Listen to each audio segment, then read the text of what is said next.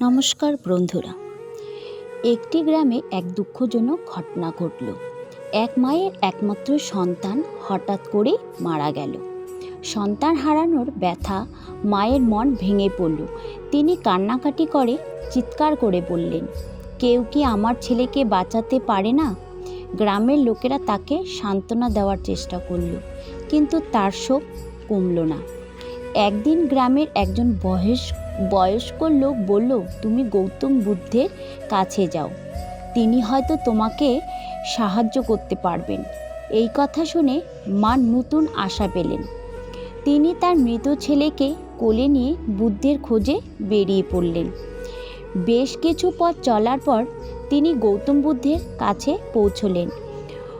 বুদ্ধ তখন একটি গাছের নিচে বসে ধ্যান করছিলেন। মা কান্নাকাটি করে বুদ্ধের পায়ে পড়ে বললেন, বুদ্ধ, আমার একমাত্র ছেলে সন্তান মারা গেছে, দয়া করে তাকে বাঁচিয়ে তুলুন, আমি তাকে ছাড়া বাঁচতে পারবো না। গৌতম বুদ্ধ মায়ের কথা শুনলেন এবং তাকে শান্তভাবে বললেন, তুমি যদি একটি সর্ষে দানা এনে দাও, যা এমন ঘর থেকে এসেছে সেখানে কেউ কখনো মারা যায়নি,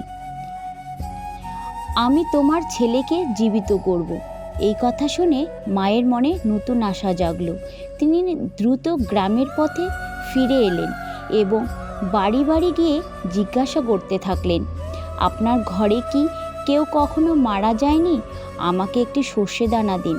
প্রথম বাড়িতে মা প্রশ্ন করলেন, আপনার ঘরে কি কেউ এমন মারা যায়নি? বাড়ির মালিক দুঃখের সাথে বলল, আমাদের ঘরেও মৃত হয়েছে, আমার বাবার মৃত হয়েছে গত বছর।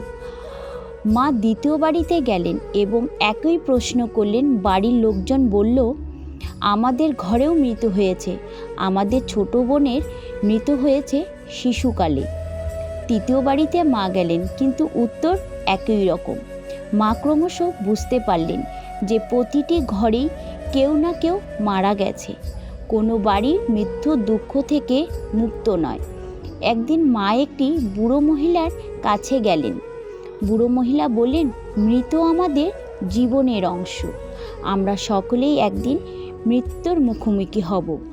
আমাদের উচিত এই সত্যটি মেনে নেওয়া এবং জীবনের আনন্দ খুঁজে নেওয়া। মা এই কথা শুনে গভীরভাবে চিন্তা করলেন। তিনি বুঝতে পারলেন যে মৃত্যু একটি স্বাভাবিক ঘটনা এবং এটি থেকে কেউই মুক্ত নয়। তার শোক ধীরে ধীরে কমতে লাগলো। মা আবার গৌতম বুদ্ধের কাছে ফিরে এলেন। তিনি বললেন, বুদ্ধ, আমি কোনো সর্ষে দানা খুঁজে পাইনি, প্রতিটি ঘরে কেউ না কেউ মারা গেছে। আমি এখন বুঝেছি মৃত্যু সবার জীবনের অংশ।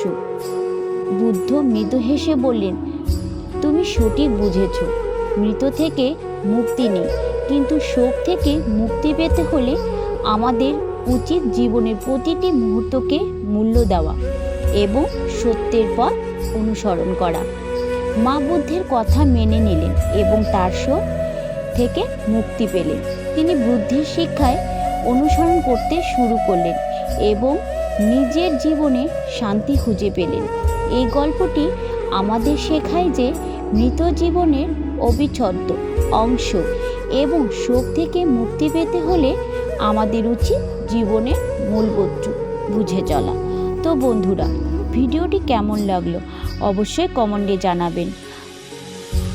আজ এখানেই শেষ করছি, পরবর্তী নতুন ভিডিও নিয়ে আবার আসবো। ততক্ষণ আপনারা ভালো থাকুন, সুস্থ থাকুন।